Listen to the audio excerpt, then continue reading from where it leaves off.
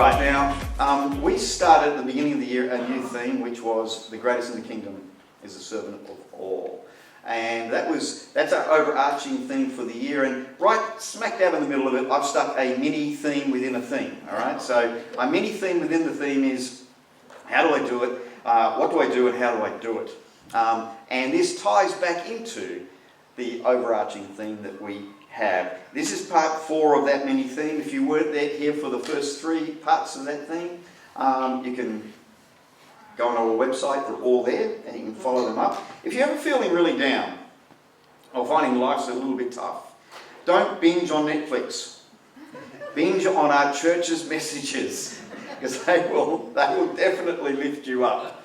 All right, so this morning we're answering this question. How do we discover the area that God has gifted us in so that we can find our place of service to his body and to the world around us? Today I want to share with you an outline that you can use that will help make that process a little bit simpler. But before we look at that, we need to clarify something first. You are not an accident. You are uniquely and wonderfully made. You bring to the world something that it has never seen before. Every single person sitting here today has their very own origin story and life journey that has shaped and moulded who they are today. But for the majority of you, when you heard me say that you are uniquely and wonderfully made, you immediately default to your physical characteristics, the way you look. You've thought about your physical body. And yet it is the least important part of you. Our bodies are simply the vehicle that contain the part of us that was created in God's image, our spirit. They enable us, your body enables you to interact with the physical world around you. But they are nowhere near what God intended for them when he first created man and woman. They have been corrupted by sin and they wear out over our lifetime. If you may have started to notice that, some of you. It's why Paul says that we'll all receive new bodies when Jesus returns. Bodies not affected by sin and death. You won't receive a new spirit, but you will receive a new body. Now, our spirit was created in the image of God. You ever read that? God created man and woman in his image, and you start to think, you ask yourself the question, is this what God looks like? And you thought, well, that can't be true because everybody looks different. When God created us in his image, he was talking there about our spirit. Our spirit was created in the image of God, which means it's eternal and it has an unlimited capacity to love. How do I know that? Because John tells us that God is love. And if we've been created in his image, then our spirits have the same nature as his. Now, God didn't just simply wind up the human race and set us loose. He's intimately involved with the creation of every single one of us. In Job 10:8, God's speaking here. Oh, sorry, not Job speaking about God. He says, your hands formed and shaped me. We need to understand that God has been moulding us and shaping us for service right from the moment that we were born. In fact, God started uniquely shaping you before you were born. Psalm 139, thank you for making me so wonderfully complex. It's amazing to think about. Your workmanship is marvellous. You were there while I was being formed. You saw me before I was born and scheduled each day of my life before I began to breathe. Now that doesn't mean that we can't willfully go against the purpose of God in our lives. We have been given a free will, but his constant presence on the earth through his Spirit is always drawing us back to his divine blueprint for our lives, which I find incredibly encouraging. And the key that unlocks our inherent potential, the nature of God in our lives, is an attitude of service towards others which is why Jesus said that the greatest in the kingdom is the servant of everyone. Why is that? Because service is simply love in action. The nature of God demonstrated through our actions to those around us. Now, each of us have been called to serve God in 3 areas. Called to serve in 3 areas. The first area is obviously to God. Acts 13:2 tells us, while they were worshipping the Lord and fasting, the Holy Spirit said, "Set apart for me Barnabas and Saul for the work to which I have called them." We're called to serve other believers. Hebrews 6:10, God is not unjust. He will not forget your work and the love that you have shown him as you have helped his people and continue to help them. And we're called to serve unbelievers. So basically everybody, right? So it's God, believers and unbelievers. Matthew 5:14-16. You are the light of the world. A town built on a hill cannot be hidden. Neither do people light a lamp and put it under a bowl. Instead, they put it on its stand, and it gives light to everyone in the house. In the same way, let your light shine before others, that they may see your good deeds and glorify your Father in heaven. Now, in life, function follows form. My shape determines my service. And I have a bunch of things in this bag here, which I just want to show you. There's no hair in that, that's good. All right. Now, you don't use a hammer to cut up a steak. You don't use a knife to hammer in a nail. You don't use a hairbrush to paint a wall. And you don't use a paintbrush to brush your hair. Although some of you men here might be able to get away with that one.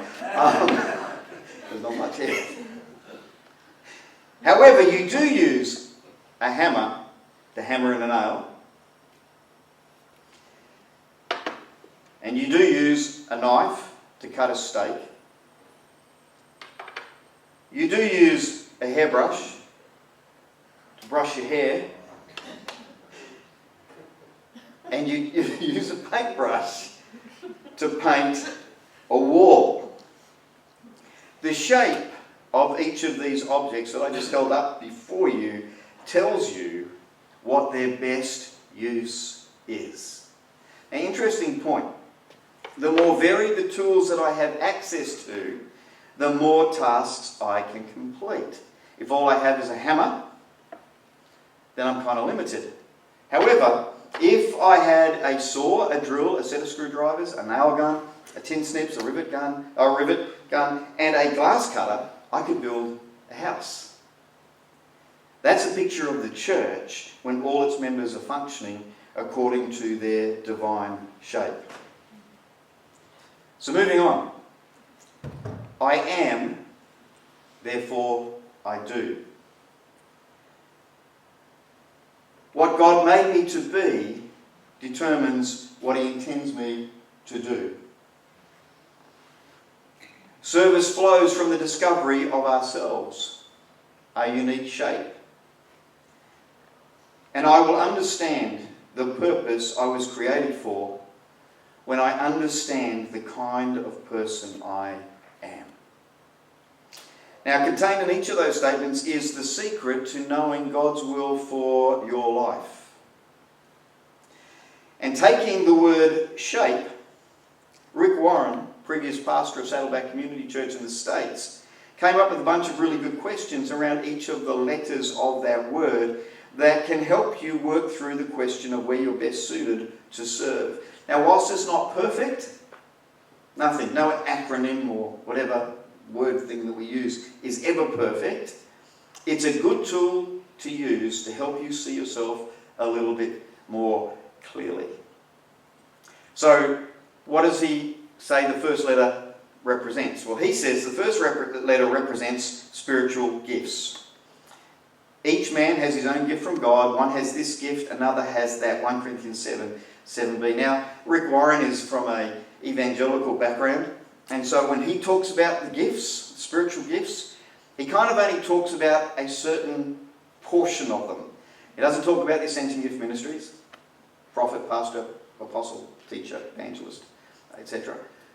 He doesn't talk about the 9 gifts of the Spirit. He talks about what we often term in our particular denomination motivational gifts, things like leadership, mercy, giving, serving, those sorts of gifts. And we call them, as I said, motivational gifts, the gifts that drive you. Now, whichever background you have, the point here that he makes is that we have all been given gifts. Every single one of us has a gift. And trying to identify the gift, he asks this question: what is it that I'm gifted to do? What works for me? One of the things that I've discovered about gifts, they're a little bit different to abilities, they're a little bit different to skills. Because gifts are something that you have in spite of yourself, in a lot of cases. Now, we often talk about kids, a gifted musician or a gifted mathematician. Deborah was showing me this video clip the other day of this guy who could sing in, what was it, semi? He had perfect pitch. Yeah. And what was he singing in? He could between the semitones. He could sing between. He was just amazing. And I listened to him because she showed me the video, and I thought, I don't like this guy at all. You know, it's like, that's not fair, because he didn't learn that skill. That was a gift that he had right from birth. It was just amazing. And there are things in your life that work for you, regardless of yourself. What works for you? What is it that works for you without having to do stuff? I remember as a young pastor, one of the things that I noticed after a while was that when I got involved in certain situations, certain things happened without me even trying to make them happen. And I recognised as a young pastor that I had a gift on my life that worked in spite of me. Certain things just came together, certain things worked in a particular way, and I thought, okay, well, that could be demonstrating something to me about myself and what God has gifted me with. But I often think of gifts as the thing that we have been given by God that works in spite of us, and it just simply works. Now, whilst gifts are given to us by God, we all have a responsibility in the delivery of our gifts. So that's the part that we work on. So you might have a teaching gift on your life, which is a great gift to have. I think it's the best gift to have. You might have a teaching gift on your life, but you have to work at your delivery of that gift to other people. That's the part that you're responsible for. Because a gift that's just left in its wrapping paper isn't of much use to others. A gift needs to be delivered to other people for it to be of great use. So S stands for spiritual gifts. What am I gifted to do? What works for me? H, Rick Warren says, stands for heart. Revelation 17:17. God has put into their hearts to accomplish his purpose. For it is God who works in you, inspiring both the will and the deed for his own chosen purpose. Philippians 2:3. Delight yourself in the Lord, and he will give you the desires of your heart. Psalm 37. What is it that you love to do? What is it that you love to do? Now, there are certain things that we love to do that are purely selfish. I'm not talking about those things. But what is it that you love to do for others? Some people love cooking meals for other people.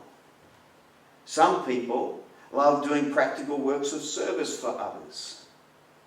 Some people love having a really good conversation and helping people see things differently. What is it that you love to do that is of benefit to others? A stands for abilities. There are different abilities to perform service. 1 Corinthians 12:6. I, God, have given him skill, ability and knowledge in all kinds of crafts. Exodus 31:3. Speaking of Bezalel, who created everything that was part of the tabernacle in the wilderness.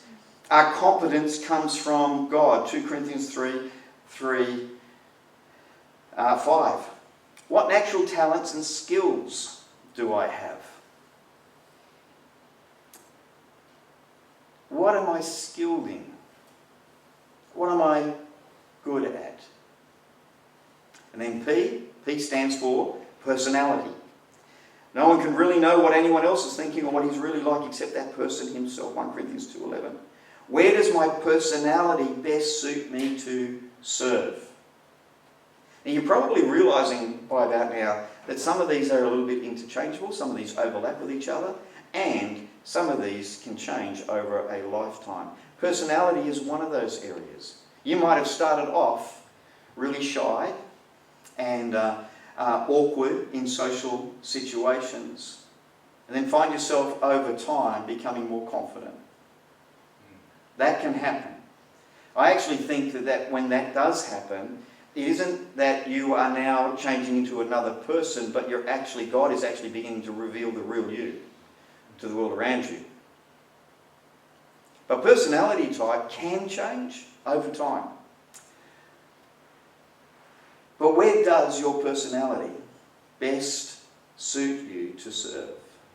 When you think about yourself, are you more of a one-on-one type of person? Do you like crowds? Do you like parties? Do you like being having plenty of time by yourself? Where does your personality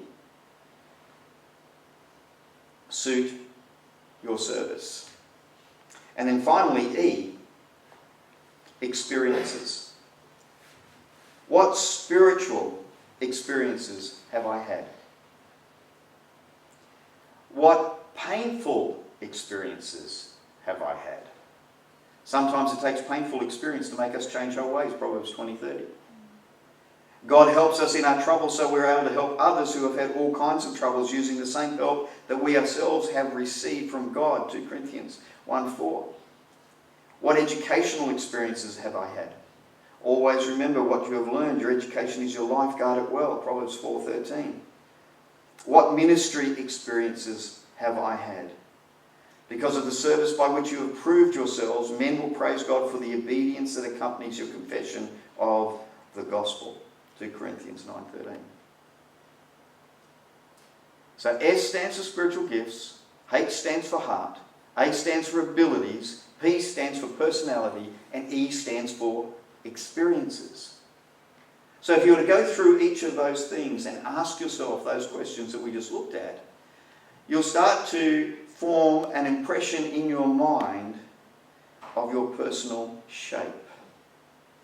And as you begin to understand how you've been put together by God and by your life journey, you'll start to realise where you can most effectively serve others for God and for the benefit of the world. Now, your service will be most effective and fulfilling when you are using your gifts and abilities in the area of your heart's desire in a way that best expresses your personality and experience. Success is doing what God made me to do. Kingdom success is unleashed when our motive is to serve. Why? Because service, as I've already mentioned, is the activation of love. It's love in action. You were created in the image of God, which means you were created to love. You'll never be fulfilled for long whilst living for yourself, because self is never satisfied. You will only find true fulfillment in life when you're living according to your true nature. A nature that reflects your Creator. That rhymed, didn't it? You should never forget that now. It rhymed. Now, I want to finish on one very, very important point here. And it's my most important point. And if you haven't understood anything that I've said up until this point, you need to grab a hold of this. This point.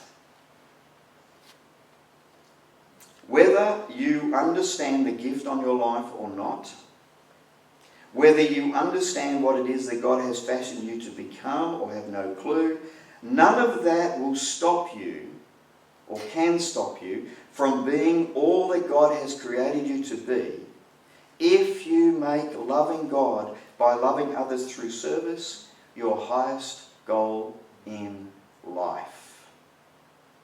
Everything else over your life will fall into place if you make that your highest goal. You'll find God, and you'll find your purpose, and no one will be able to stand in your way. Sometimes, when preaching a message like this, and going through these points, people sit there and they start to get a little bit anxious. They think, I don't know if I can work this out. I don't know if I know the answer to that question. I'm not really sure how that fits in. And we can get a little bit anxious, and we can get a little bit worried and concerned, and we go away, and because there was 5 points there, we remember one of them, but we can't remember the other ones.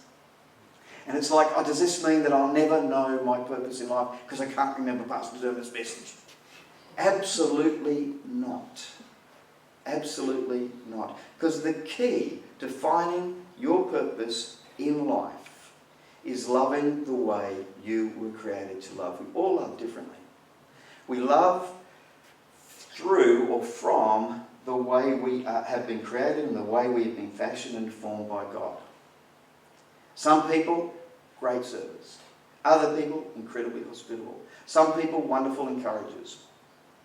Some people are great at organising other people and getting them to do stuff that's really beneficial for them.